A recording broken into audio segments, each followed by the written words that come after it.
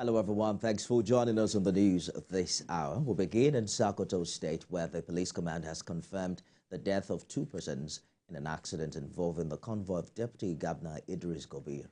Spokesman of the police command, ASP Ahmed Rufai, identified the victims as the driver of the pilot vehicle and a photographer. The police spokesman also mentioned that the accident happened along the highway when the deputy governor was returning from an official assignment in Sabombini local government. ASP Rufai says other persons who sustained injuries are receiving treatment at the Usman Danfodio University Teaching Hospital in Sokoto. And now to Plateau State, where security agencies have arrested 7 suspects in connection with the Christmas Eve killings in 3 local governments of the state.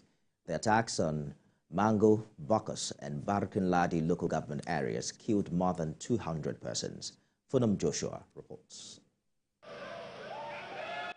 More than 300 police officers from the Mobile Force Unit were deployed across affected communities to protect the local population and also catch the killers that continue to terrorize the defenseless population.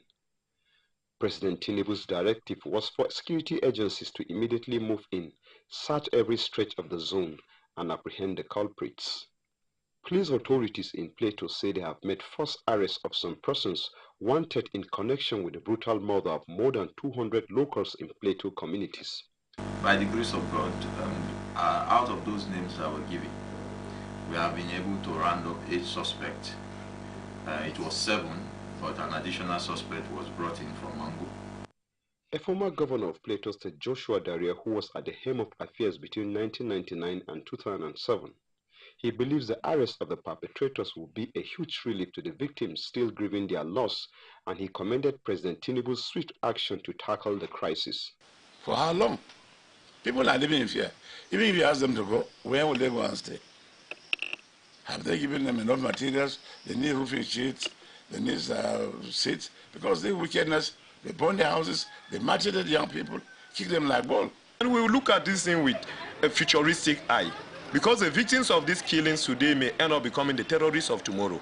So whatever Mr. President needs to do within these 4 years that he has as the President of Nigeria, he needs to ensure that the child on the street feels safe. We also spoke to a security expert that talked about immediate measures that must be put in place to bring an end to the incessant killings in rural communities of Plateau State. You suspect somebody to be part of the crime or to know something about the crime, you pick up the person. And from your investigation and interrogation, you would get to the root of the matter. With the encouragement, hope, and assurances given to the victims of this dastardly act, we're hoping that these efforts will be sustained to see the end of this reoccurring situation across the selected communities. Joshua, TVC News, Jos.